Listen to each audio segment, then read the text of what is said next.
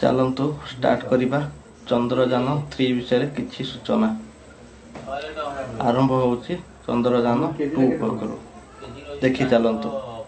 साथियों, आपको 6 सितंबर 2019 का वो दिन तो याद ही होगा जब इसरो प्रमुख डॉक्टर के सिवन ने भरे हुए गले और नम आंखों से देश को बताया था कि चंद्रयान 2 फेल हो गया है और अगले मिशन में हम इसके उद्देश्य को जरूर पूरा करेंगे।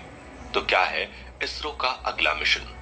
अगर चंद्रयान 2 नहीं तो कौन पूरा करेगा चांद पर भारत की सॉफ्ट लैंडिंग के सपने को? क्या इसरो कर पाएगा चांद पर सफल लैंडिंग? कैसे चंद्रयान 3 चंद्रयान 2 से अलग है और क्यों पूरी दुनिया उम्मीद भरी निगाह से बस हमारी ओर देख रही है? आइए बहुत ही विस्तार में हम इन सभी सवालों के जवाब जानते हैं। दोस्तों, सन 1969 में पहली बार हम चांद पर पहुंचे थे और आज 54 साल बाद भी हम चांद को पूरी तरह से एक्सप्लोर नहीं कर पाए हैं। आज भी चांद पर कई ऐसी जगहें बची हैं जिनके बारे में हमें कुछ नहीं पता। चंद्रमा के दक्षिणी ध्रुव पर हमेशा छाया बनी रहती है, जिसके कारण वैज्ञानिकों की चंद्रमा के इस हिस्से में विशेष रुचि है। वैज्ञानिकों ने यहाँ पर पानी व बर्फ की उपस्थिति का अनुमान लगाया है। इन अनछुई जगहों की जांच के लिए इसरो ने अपना एक मून प्रोग्राम लॉन्च किया, जिसे हम चंद्रयान के नाम से जानते हैं। 2008 में लॉन्च किए इस चंद्रयान प्रोग्राम में अभी तक 2 मिशन चंद्रयान 1 और चंद्रयान 2 लॉन्च किए जा चुके हैं और चंद्रयान 3 भी 14 जुलाई को लॉन्च हो चुका है। तो आखिर चंद्रयान 3 है क्या? चंद्रयान 3 चंद्रमा पर खोज करने के लिए इसरो का तीसरा मून मिशन है। इस मिशन में इसरो एडवांस्ड लैंडर और रोवर को चंद्रमा पर भेजकर चंद्रमा की सतह पर खोजबीन करना चाहता है। चंद्रयान 3 चंद्रयान 2 से कुछ इस तरह अलग है कि चंद्रयान 2 को एक एडवांस्ड लैंडर, एक रोवर और एक ऑर्बिटर के साथ लॉन्च किया गया है। चंद्रमा का चक्कर लगाने वाला ये था, लेकिन चंद्रयान 3 को बस केवल एक एडवांस लैंडर और एक रोवर के साथ ही लॉन्च किया गया है।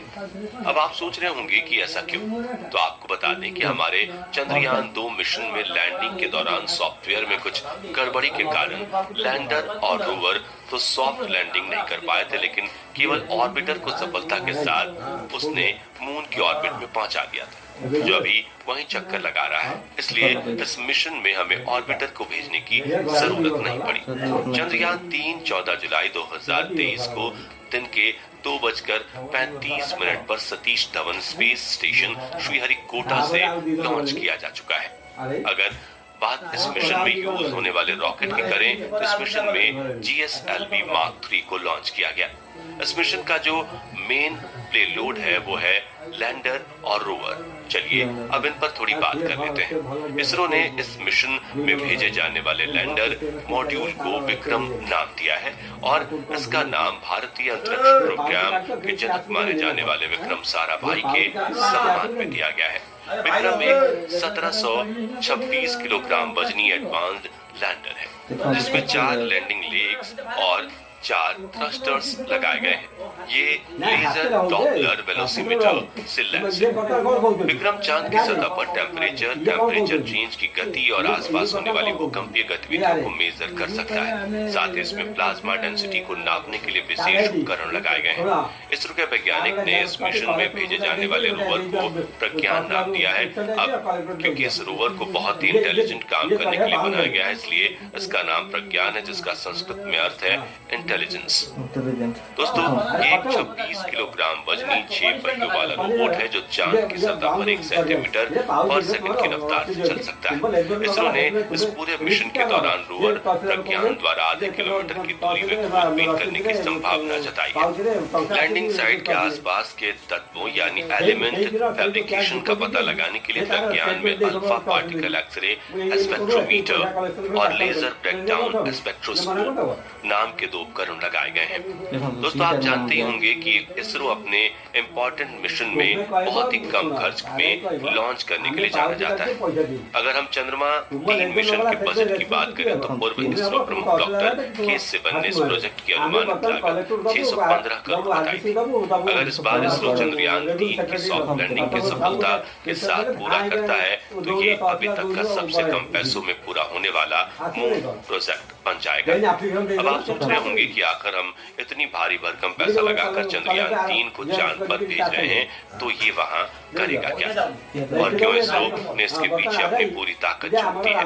तो दोस्तों आपको बता दें कि इसरो ने चंद्रयान 3 को चंद्रयान 2 द्वारा अधूरे छोड़े गए 3 मुख्य ऑब्जेक्टिव्स को पूरा करने के लिए बनाया है। इसरो के अनुसार इस बार वो चंद्रयान 3 के साथ अपने 3 ऑब्जेक्टिव्स को सफलता के साथ पूरा भी कर पाएंगे। वो ऑब्जेक्टिव्स हैं, पहला लैंडर विक्रम चांद को इस सतह पर सुरक्षित और सॉफ्ट लैंड कराना। चंद्रयान 2 में हमने बाकी सब कुछ सही किया था पर हम लैंडर विक्रम को सॉफ्ट लैंडिंग कराने में फेल हो गए। इसलिए इस बार इसरो के लिए एक सबसे बड़ी चुनौती रहेगी कि वो कैसे रोवर को सॉफ्ट लैंडिंग कराने में सफल होते। दूसरा चंद्रयान 3 के लिए इसरो का दूसरा ऑब्जेक्टिव है चंद्रमा की सतह पर रोवर की अलग अलग क्षमताओं को दुनिया के सामने प्रदर्शित करना। दोस्तों भारतीय रोवर का चंद्रमा की सतह पर अपनी क्षमताओं का प्रदर्शन करना इसलिए भी जरूरी है क्योंकि वर्ष 2025 में हम जापान के साथ मिलकर चंद्रमा के ध्रुव पर खोजबीन करने के लिए मिशन लॉन्च करने वाले हैं, जिसके लिए हमारे पास एक फुल्ली डेवलप्ड लैंडर और रोवर टेक्नोलॉजी होनी चाहिए, तभी हम ये मिशन पूरा कर पाएंगे।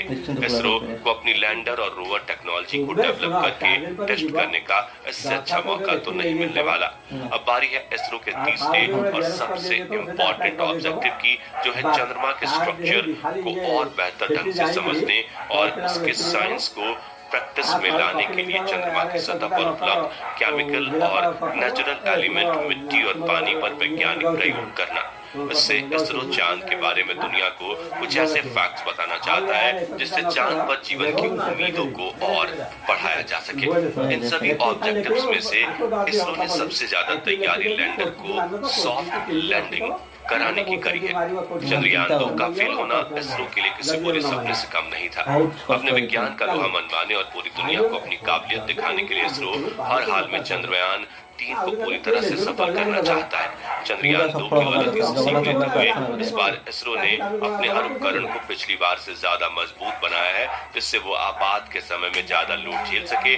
उपकरण खराब होने की कंडीशन में कई और उपाय किए गए हैं। चंद्रयान 2 की तुलना में चंद्रयान 3 के लैंडर विक्रम में काफी बदलाव किए गए हैं। चंद्रयान 2 के विक्रम में 800 न्यूटन के 5 इंजन लगे थे, तो वहीं चंद्रयान 3 में केवल 4 थ्रॉटल सक्षम इंजन लगाए गए हैं। चंद्रयान 2 की तुलना में चंद्रयान 3 की इम्पैक्ट लेग्स को बहुत ज्यादा मजबूत बनाया गया है। दोस्तों भारत के इस चंद्रयान 3 पर केवल भारतवासियों की ही नहीं बल्कि पूरी दुनिया की निगाहें लगातार बनी हुई हैं। हमारा चंद्रयान 3 चंद्रमा के दक्षिणी ध्रुव पर सफलता के साथ उतरने वाला पहला मिशन होगा।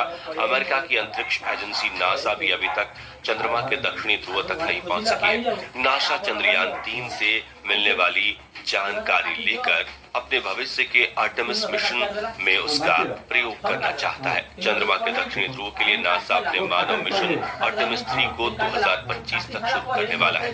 चंद्रमा के दक्षिणी ध्रुव पर हमेशा छाया बनी रहती है, जिसके कारण वैज्ञानिकों की चंद्रमा के इस हिस्से में विशेष रुचि है। वैज्ञानिकों ने यहाँ पर पानी व बर्फ की उपस्थिति का अनुमान लगाया है। चंद्रयान 3 में इसरो द्वारा भेजा जा रहा रोवर प्रज्ञान इतना एडवांस है कि उसकी काबिलियत सुनकर पूरी दुनिया दांतों तले हुई दबाने के लिए मजबूर हो गई है। चंद्रयान 3 के माध्यम से इसरो चांद पर ही वैज्ञानिक प्रयोग करने वाला है। इसके लिए प्रज्ञान में कुछ विशेष बदलाव किए गए। ये प्रयोग चंद्रमा की सतह का स्ट्रक्चर और वो वैज्ञानिक विशेषताओं के बारे में बिल्कुल नई जानकारी देंगे। साथ ही चंद्रमा के वातावरण के बारे में कीमती डाटा भी पृथ्वी पर भेजेंगे। 14 जुलाई को चंद्रयान 3 के लॉन्च होने के बाद इसरो अब लगातार इस पर नजर बनाए हुए है कि चंद्रयान 3 की सॉफ्ट लैंडिंग कराई जाए। इसरो ने बताया कि चंद्रयान 3 की इनकैप्सूलेटेड असेंबली को GSLV Mark 3 रॉकेट के साथ जोड़ा गया था और ये बिल्कुल सेफली लॉन्च भी हो चुका है। तो दोस्तों ये थी चंद्रयान 3 के बारे में वो जानकारियां जो सभी भारतीयों को पता होनी चाहिए। चंद्रयान 3 का लॉन्च हम सबके लिए गर्व का पल हुआ है। अगर आप भी इसरो के इस लॉन्च पर गर्व महसूस करते हैं तो जय हिंद कमेंट में जरूर लिखिए। लाइक और चैनल को सब्सक्राइब जरूर करें। धन्यवाद। धन्यवाद। जय जगन्नाथ।